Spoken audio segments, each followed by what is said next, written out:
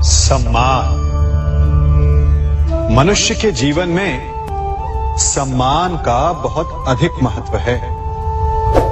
वो उसे अपने हृदय, अपने मन से जोड़कर रखता है। कदाचित इसीलिए हम शत्रु के सम्मान पर चोट पहुंचाते हैं ताकि उसे पीड़ा पहुंचाई जा सके। परंतु ऐसा करने से सावधान रहे मित्रों। शरीर पर लगी चोट मनुष्य भुला सकता है, परंतु उसके सम्मान को लगी चोट उसे जीवन भर पीड़ा देती है। और स्त्री के मान सम्मान पर लगी चोट उसे उस सीमा तक ले जाती है जहां उसे केवल प्रतिशोध दिखाई देता है। यदि अपने शत्रुओं को जीतना है तो प्रेम से जीतिए, अपने कर्मों से जीतिए। उन्हें अनुभव करवाइए कि उनसे भूल हुई है। किसी के सम्मान को ऐसी चोट ना पहुंचाइए कि वो आपका नाश करने पर उतर आए। स्मरण रखिए, किसी का अपमान करके आपके हृदय को कदाचित थोड़ा संतोष आ जाए, परंतु उस अपमान से आप कई हृदयों को आघात पहुंचाते हैं और अपने लिए एक शत्रु और बढ़ा लेते हैं। हम सब शीघ्र ही सफलता चाहते हैं, ढेर सारी संपत्ति और सुख चाहते हैं, और ऐसे में कई बार हम छोटे मार्गों का चयन कर लेते हैं। वो मार्ग जिनमें परिश्रम नहीं होता, जिनमें होता है तो केवल छल, कुटिलता और भाग्य का सहारा। जैसे कि जुआ। कोई जुए के खेल में धन लगाता है, कोई दांव लगाता है और ये भूल जाता है कि जुआ ऐसा दलदल है कि जिसमें एक बार गिरे तो सर्वनाश से पहले निकलना असंभव है। यदि आप जीते तो और जीतने की भूख बढ़ जाएगी, और यदि आप कुछ हार बैठे तो उसे पुनः पाने के लिए आप फिर से खेलेंगे।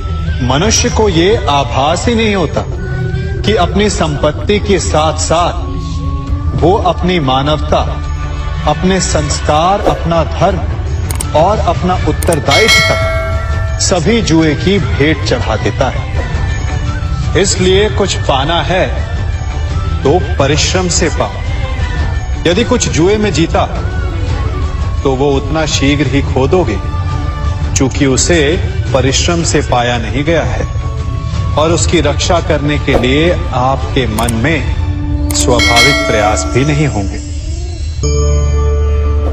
क्षमा बढ़न को चाहिए, छुट्टन को उत्पाद। क्षमा इस संसार में शांति का, सुख का मूल आधार है। क्षमा आपके मन से प्रतिशोध और शत्रुता जैसे भावों को समाप्त करती है। परंतु क्या हर स्थान पर क्षमा आवश्यक है? क्या प्रत्येक का अपराध क्षमा करने के योग्य होता है? नहीं। कभी कभी उसे क्षमा करके हम उस व्यक्ति को और बड़ा अपराध करने की प्रेरणा देते हैं, और ऐसा ही अपराध है स्त्री का मान भंग करना, जिसमें क्षमा की कोई अवस्था नहीं। यदि सिंह भूल से गाय के बछड़े का अखेट कर ले तो उसे क्षमा किया जा सकता है, परंतु यदि वो नरभक्षी हो जाए तो उसके केवल दो स्थल होते हैं, या तो पिंजरा या फिर मृत्यु की गोद। कुछ परिस्थितियों में क्षमा के स्थान पर दंड देना आवश्यक होता है, क्योंकि ये दंड का भय ही है जो लोगों को वो अपराध करने से रोकता है। संसार में सबसे बड़ा क्या है? अभिमान और बाहुबल, या विश्वास और आस्था? निश्चित रूप से बाहुबल के महत्व को नकारा नहीं जा सकता। मनुष्य अपने बाहुबल से पर्वत को मैदान बना सकता है, सागर सुखा सकता है, मरुस्थल में नदियां बहा सकता है, परंतु बाहुबल को सहारा होता है विश्वास का। यदि मन में विश्वास ना हो तो बाहुबल किसी काम का नहीं। वो कौन सा बल कि मोर आकाश की ओर ताकते हैं? वो विश्वास ही तो है जिसके कारण वर्षा होती है और दोनों की प्यास बुझती है। परंतु जब पाप के बाहुबल का सामना धर्म के विश्वास से होता है तो बाहुबल हार जाता है और जीतता है विश्वास। विजय होती है आस्था की। यदि आप सत्य के मार्ग पर चल रहे हैं और आप अपने इष्ट में आस्था रखते हैं तो किसी भी पापी का बल आपका कुछ नहीं बिगाड़ सकता। कभी सोचा है हमारा जीवन भी उस रेत की घड़ी की भांति है? जो रेत नीचे गिर चुकी है वो हमारा अतीत, जो अब भी ऊपर है वो हमारा आने वाला भविष्य है, और वर्तमान ये संकुचित स्थल है जहां से धीरे धीरे करके रेत गिर रही है। अर्थात हमारे पास जीने के लिए यही एक क्षण है। उसका उपयोग कैसे करना है ये हम पर निर्भर करता है। जो बीत गया उसका दुख मनाना है या जो भविष्य में होने वाला है उसकी प्रतीक्षा में क्रोध करना है। सब कुछ करने के लिए यही एक क्षण है। प्रसन्न रहना है तो उसके लिए भी यही एक पल है। प्रतीक्षा करते रहोगे तो ये पल भी भूतकाल में बदल जाएगा। इसलिए आनंद के लिए, परोपकार के लिए प्रतीक्षा ना कीजिए। आपके पास जो पल है उनका भरपूर सदुपयोग कीजिए, क्योंकि इस घड़ी को पलटकर आप फिर से समय अवश्य गिन सकते हैं, परंतु अपना बीता हुआ समय आप वापस नहीं लौटा पाएंगे।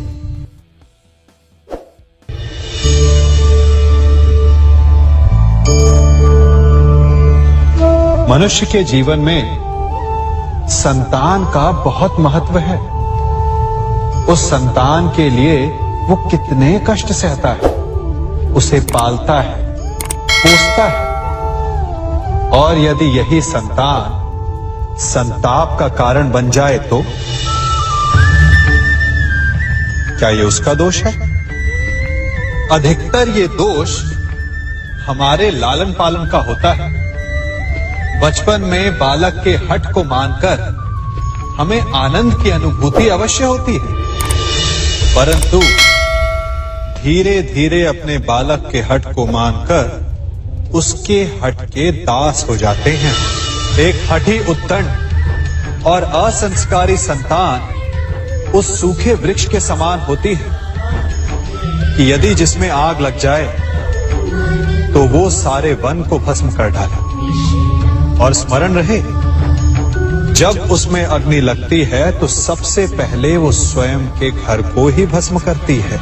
इसलिए जब आवश्यकता हो तो अपनी संतान के हठ का विरोध करें, उसे रोके, क्योंकि यदि समय रहते ऐसा ना किया गया तो भविष्य में इस समस्या के परिणाम गंभीर हो सकते हैं।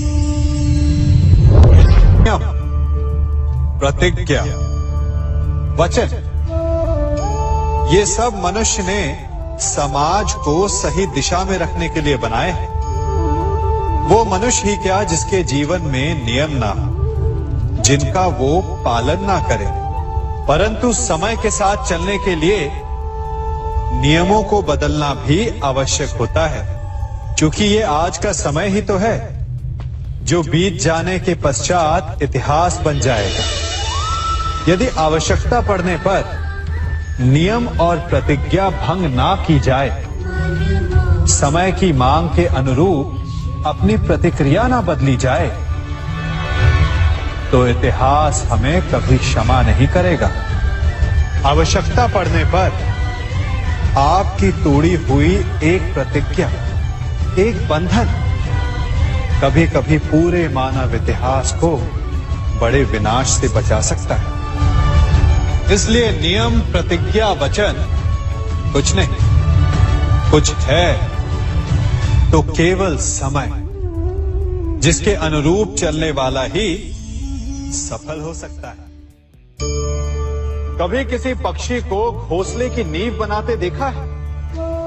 अथक परिश्रम करके तिनका तिनका बिटोर कर वो पक्षी अपना घोंसला बनाता है, अपनी संतान के लिए एक सुरक्षित घर बनाता है।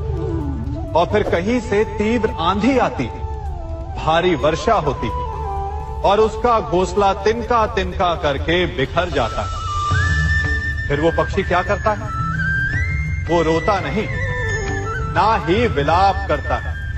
वो बिना विलंब करे फिर से अपना घोंसला बनाना प्रारंभ कर देता है और सफलता पाता है। फिर हम क्यों छोटी छोटी असफलता से भयभीत होकर परिश्रम करना छोड़ देते हैं? एक बात सदा स्मरण रखिएगा, हर वृक्ष कुल्हाड़ी की एक मार से नीचे नहीं गिरता, हर चट्टान घन के एक प्रहार से नहीं टूटती। सफलता पाने के लिए अनावरत परिश्रम करना ही मात्र एक मार्ग है। स्वीकारण, सत्य का स्वीकारण मनुष्य के लिए बहुत ही महत्वपूर्ण है। जब तक मनुष्य सत्य को स्वीकार नहीं करता, उसे असत्य से लड़ने की शक्ति प्राप्त नहीं होती। जब आप भोजन करते हैं तो क्या होता है? आपका पेट स्वीकारता है कि वो भर चुका है और आप भोजन करना बंद कर देते हैं। जब आपको निद्रा आती है तो क्या होता है? आपका मन स्वीकारता है कि आपका शरीर थक चुका है और उसे विश्राम की आवश्यकता है। उसी प्रकार जब आपको किसी व्यसन को रोकना हो तो आपको स्वीकारना पड़ता है कि बहुत हो चुका, चाहे वो लालच हो या मदिरापान। उस व्यसन का त्यागना तभी प्रारंभ होता है जब आप ये स्वीकार कर लेते हैं कि आप उस व्यसन के बंधक। संसार का सबसे बड़ा पाप क्या है? असत्य बोलना, हत्या कर देना, चोरी करना या किसी का अपमान करना। संसार का सबसे बड़ा पाप है किसी निर्बल को सताना, और संसार का सबसे बड़ा दंड भी उस निर्बल के मुख से निकली हाय है। आप देख रहे हैं मैं क्या कर रहा हूं? मैं लौह पिघला रहा हूं और ये लौह पिघलता है इस चमड़ी की बनी धूनकी से निकली हवा से। तनिक सोचिए, एक मृत पशु की खाल से बनी धूनकी इतने कठोर लोहे को भस्म कर सकती। ठीक उसी प्रकार आप चाहे जितने भी शक्तिशाली क्यों ना हो, यदि आपने किसी निर्दोष, किसी निर्बल को सताया तो उसके मन से निकली हाय और उसका श्राप आपके जीवन को भस्म कर सकता है। स्वर्ण, सज्जन पुरुष और परोपकारी मनुष्यों की गति एक समान होती है। यदि स्वर्ण टूट जाए तो उसे गर्म करो, ताप दो, पिघल कर वो फिर से जुड़ जाता है। ठीक उसी प्रकार मतभेद होने के पश्चात भी एक सज्जन पुरुष और महान पुरुष फिर से मित्र बन जाते हैं। परंतु दुर्जन दुष्ट माटी से बने लोग उस पके हुए मटके के समान होते हैं कि जिनमें यदि एक बार दरार आ जाए तो वो स्वयं ही स्वयं का सर्वनाश कर लेते हैं। इसलिए मित्रता केवल सज्जनों से ही करें ताकि मतभेद ना हो। दुष्टों का समूह अपना नाश स्वयं ही कर लेता है। यदि कोयले की खान में जाओ तो चाहे जितनी भी सावधानी बरतो, अपने वस्त्रों पर कालिख लग ही जाती है। इसलिए दुष्ट मित्रों से सावधान, सज्जन शत्रु प्रत्येक परिस्थिति में श्रेष्ठ है। प्रत्येक मनुष्य सफलता पाने के लिए कार्य करता है। कुछ सफल होते हैं, कुछ नहीं होते, और जो सफल नहीं होते वो सदा अपनी असफलता का कारण या तो अपनी परिस्थितियों को बताते हैं या अपने सहयोगियों को दोषी ठहराते हैं। परंतु क्या वास्तविकता में ऐसा ही होता है? क्या कोई परिस्थिति या कोई व्यक्ति किसी की असफलता का कारण बन सकते हैं? उत्तर हां भी है और ना भी। कैसे? आप इस तितली को देख रहे हैं? आपने एक मक्खी को भी देखा हो। प्रकृति ने दोनों को समान गुण दिए हैं रस पान करने का। एक तितली फूलों पर जाकर उसका रस लेती है और इस अवस्था में नए फूल खिलने की व्यवस्था भी करती है। और मक्खी घाव पर बैठती है, घाव को सड़ाती है और रोग भी फैलाती है। यदि इसमें किसी बात का अंतर है तो केवल सोच का। यदि आप उचित मार्ग चुनेंगे तो आपको सफलता मिलेगी, आप में उत्साह बढ़ेगा। और यदि आप अनुचित मार्ग चुनेंगे तो आपको असफलता मिलेगी, निराशा मिलेगी। अब उचित मार्ग चुनना है या अनुचित मार्ग, ये निर्णय तो आप पर निर्भर करता है। मनुष्य सदा भला बुरा, खरा खोटा, सत्य असत्य की बातें करता है। सत्य को अच्छा मानता है और असत्य को बुरा। परंतु क्या आपने कभी ये सोचा है कि प्रत्येक वस्तु, प्रत्येक भाव का एक महत्व होता है? दोनों ही एक दूसरे के पूरक होते हैं। यदि काला रंग नहीं होगा तो क्या श्वेत रंग की आभा का अनुभव होगा? यदि असत्य नहीं होगा तो क्या सत्य के महत्ता का ज्ञान होगा? यदि बुरा नहीं होगा तो क्या भले पर आपको विश्वास होगा? कुछ महत्वपूर्ण है तो दोनों के मध्य का संतुलन। बुरी से बुरी वस्तु, समय या भाव, कोई ना कोई स्वयं में शुभ छिपाए रखती है। कभी काले गरजते मेघों को देखा है? उसके किनारे भी एक स्वर्णिम आभा होती है। उसी प्रकार यदि आपके जीवन में बुरा समय आए तो आपको अपने सच्चे मित्रों की पहचान हो जाती है। तो बुरे समय में निराश ना हो, उसमें भी कुछ शुभ खोजने का प्रयास करें और धीरे धीरे सब कुछ आपके जीवन में स्वतः शुभ हो जाएगा। संसार में सबसे महत्वपूर्ण क्या है? दृष्टि या दृष्टिकोण, समझ या सोच? सामान्यतः मनुष्य की दृष्टि और सोच में अधिकतर वो वस्तु, वो घटनाएं, वो भाव श्रेष्ठ हैं जो हमें आनंद दें, और जो हमें आनंद नहीं देते उन्हें हम दुखदाई मान लेते हैं। परंतु दृष्टिकोण और सोच को यदि एक भिन्न कोण से देखें तो परिस्थितियां भिन्न सिद्ध हो सकती हैं।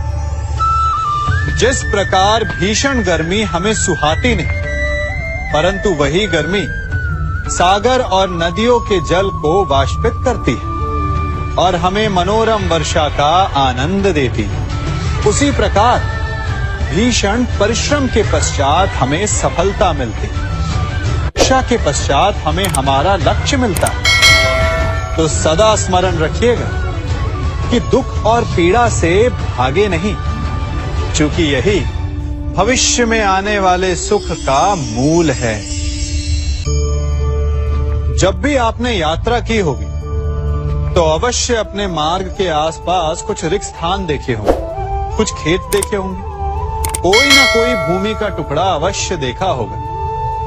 कुछ स्थान ऐसे होते हैं जहां पेड़ लगे होते हैं, जहां माली बड़े प्रेम से उन्हें बोता है, उन्हें सींचता है।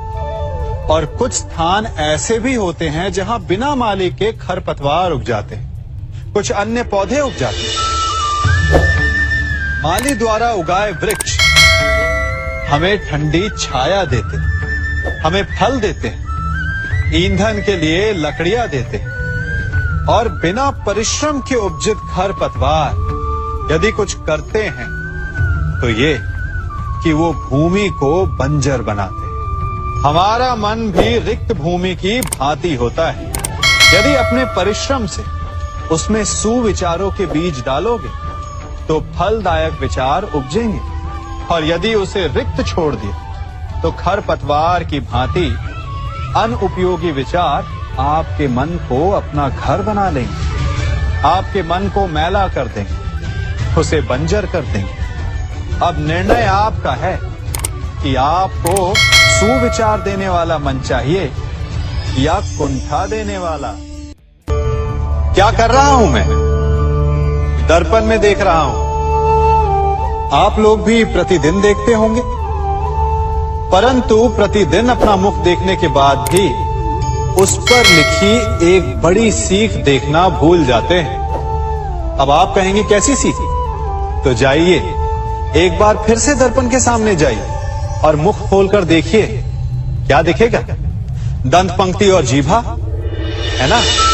अब विचार कीजिए, दंत जन्म के पश्चात आते, एक नहीं 2 बार आते, परंतु मृत्यु से पूर्व नष्ट हो जाते हैं। और जीभा जन्म पहले से होती है, परंतु मनुष्य के मृत्यु के पश्चात भी उसके अस्तित्व में रहती है ना? आश्चर्य की बात।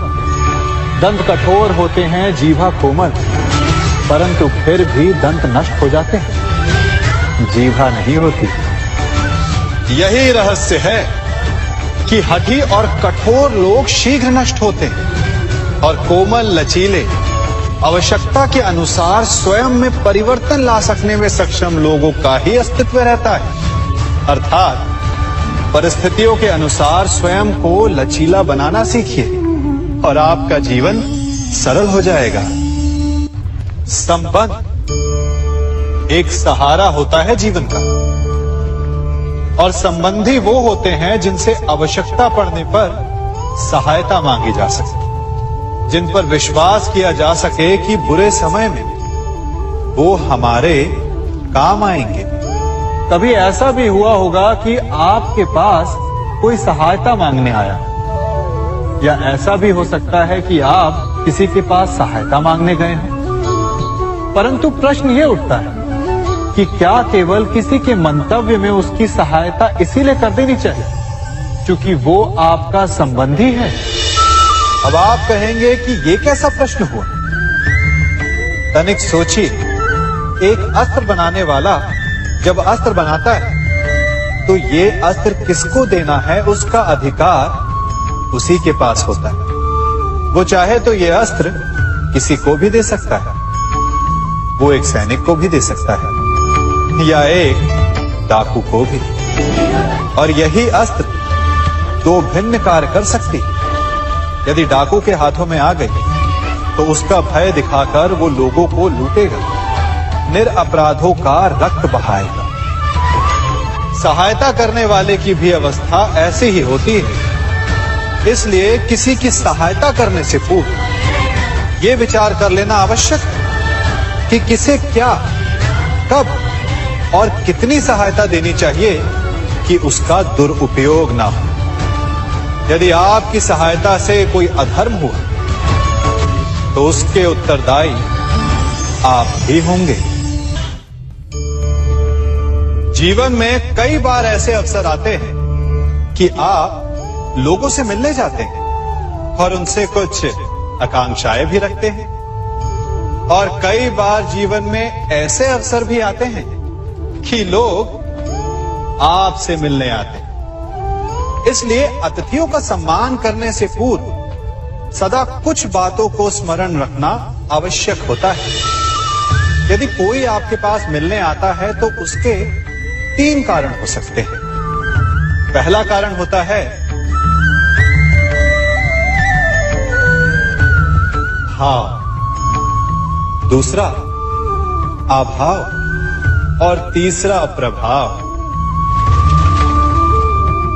तो जैसा अतिथि उसको वैसा ही सम्मान दे। यदि आपके पास कोई भाव से आए तो उसे केवल आपका प्रेम चाहिए, आपका सानिध्य चाहिए। और यदि कोई अभाव में आया तो उसकी उतनी सहायता अवश्य करें जितना आप करने में सक्षम हो, परंतु इतनी अधिक भी ना करें कि वो उस सहायता का दुरुपयोग कर बैठे। और यदि कोई प्रभाव में आया तो स्वयं पर अभिमान ना करें, क्योंकि कभी ना कभी जीवन में आप भी भाव, अभाव और प्रभाव के चक्रव्यूह में फंस सकते हैं।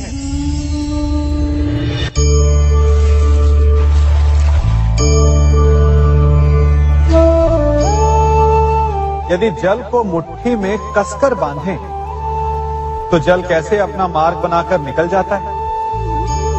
इसी धारा की भांति यही अवस्था हमारे अपनों के साथ भी होती है। अधिकतर हम जिनसे प्रेम करते हैं, हम सदा उन्हें अपने समीप रखना चाहते हैं, स्वयं से दूर नहीं होने देना चाहते। चिंता करते हैं, भय खाते हैं कि कहीं उनके साथ या उनसे कुछ बुरा घटित ना हो जाए। और ऐसे में हमारे अपने ही हमसे दूर हो जाते हैं, ठीक मुट्ठी में बंधे जल की भांति। इसलिए जिनसे आप प्रेम करते हैं उन्हें स्वतंत्र कर दीजिए, उनकी सोच को स्वतंत्र बनने दीजिए, उन्हें अपने मार्ग स्वयं ढूंढने दीजिए, क्योंकि आप सदा उनके साथ उन्हें मार्ग दिखाने के लिए नहीं रहने वाले। इसलिए अपनों के साथ अवश्य रहें, परंतु उन्हें बांधे नहीं। जन्म के पश्चात बालक जब पहली बार अपने नेत्र खोलता है तो उसका मन उत्सुकता से भरा होता है कि ये संसार क्या है, उसे क्या दिख रहा है। ये उसके जीवन का नया आरंभ होता है। परंतु जैसे हम धीरे धीरे बड़े होने लगते हैं, अनुभव अर्जित करते हैं, हमारे मन की उत्सुकता, हमारे जीवन का चाव होने लगता है।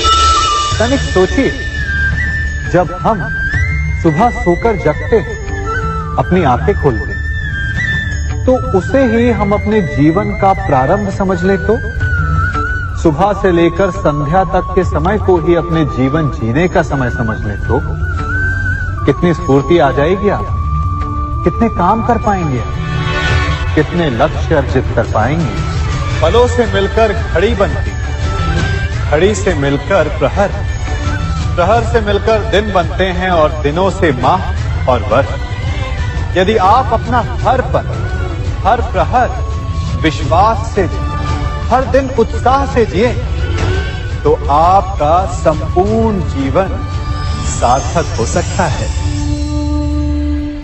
मनुष्य अपना जीवन विश्वास पर जीता है, परंतु विश्वास किसका? तनिक सोचिए, किस पर विश्वास है आपको? महापुरुषों की कही बातों पर, ग्रंथों में लिखे ज्ञान पर, माता पिता की सीख पर, या मित्रों के दिए गए निर्देशों पर, या फिर मेरी कही बातों पर? ये सब विश्वास अपूर्ण है जब तक आपको स्वयं पर विश्वास ना हो। यदि विश्वास करना है तो पहले अविश्वास करने के विज्ञान को भी सीखना चाहिए। आप किसी की बातों पर विश्वास न करें, आप अपने मन से पूछें, अपनी अंतर आत्मा से प्रश्न करें, और जो उत्तर मिलेगा वही सबसे उचित होगा। जब आप अपने मन, अपनी अंतरात्मा पर विश्वास करना सीख जाएंगे तो नीति, ज्ञान सब आपके भीतर से स्वतः उमड़ेगा। और यदि आप स्वयं पर ही विश्वास ना कर पाए तो धर्म ग्रंथों में लिखे श्लोक, महापुरुषों की वाणी, माता पिता की सीख या मित्रों का निर्देश कोई भी लाभ नहीं दे पाएगा। एक पिता होने के नाते आप अपनी संतान के लिए क्या करते हैं? उसके लिए बहुत सारी सुविधाएं जुटाते, बहुत सारा धन कमाते है ना? और क्या आपको ऐसा लगता है कि यही उचित है आपकी संतान के लिए? इस पंछी को देख रहे हैं, ये भी संतान को जन्म देता है, उन्हें पालता है, पोसता है, उड़ना सिखाता है और भोजन का प्रबंध भी करना सिखाता है। परंतु उनके बड़े हो जाने के बाद उनके लिए अलग से घोंसला नहीं बनाता। क्यों? क्योंकि यदि इसने संतान को सब कुछ करके दे दिया तो संतान क्या करेगी? वो अपनी संतान को तब तक भोजन कराता है जब तक उसकी संतान स्वयं भोजन का प्रबंध करने में सक्षम नहीं हो जाती। और उसका लाभ ये मिलता है कि उसी की भांति उसकी संतान आत्मनिर्भर बनती है।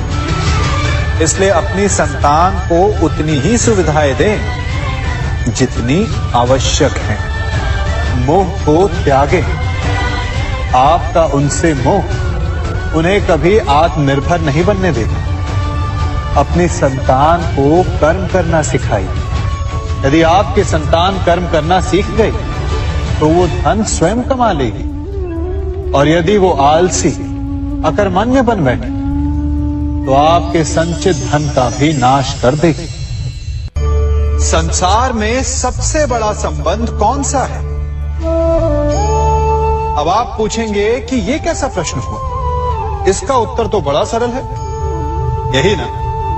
परंतु इस प्रश्न के भी कई उत्तर हैं।